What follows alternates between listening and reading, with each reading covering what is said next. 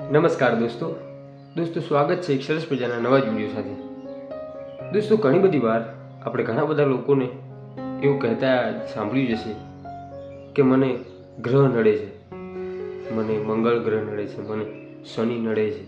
આવું ઘણા બધાના મોઢે તમે અને મેં લગભગ સાંભળ્યું છે। શું સાચી હકીકત છે કે આવો કોઈ ગ્રહ નડે? દોસ્તો હું એવું માનું છું, આ પર્સનલ મારો મત એવો છે।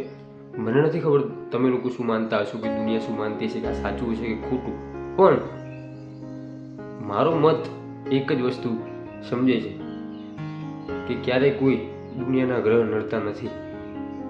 આપણને નડે છે આપણા કર્મ।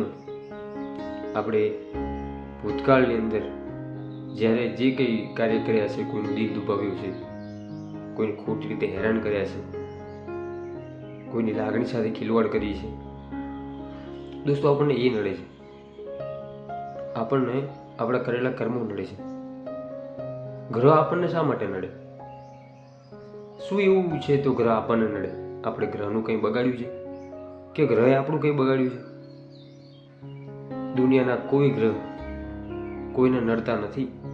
નડે છે માત્ર ને માત્ર પોતાના કર્મો, પોતાના થકી જે કંઈ કર્યું છે એ જ આપણને નડે છે, બાકી વધારે કંઈ નડતું નથી। આપણે આપણા આંગણે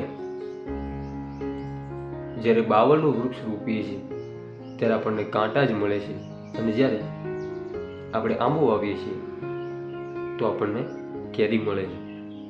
એટલે મારો કહેવાનો અર્થ, જેવું કરીએ છીએ એવું જ મળશે આપણને। આપણે જો સારા કર્મ કર્યા છે તો આપણને રિટર્ન સારું મળશે। જો આપણે ખરાબ કર્યું છે તો આપણને ખરાબ મળશે। એટલે દુનિયાના કોઈ ગ્રહ કોઈ દિવસ કોઈને નડતા નથી। આ નકરું સત્ય છે, તમે સમજો કે ના સમજો, પણ આ હકીકત છે, આ રિયાલિટી છે કે હાથની અંદર નંગ પહેરવાથી કે માળા પહેરવાથી કોઈ દુઃખ દર્દ ક્યારે મટી જતા નથી। પણ હા, આપણે જે કર્યું છે એ આપણને એમ કેમ પ્રકારે પાછું મળવાનું જ છે।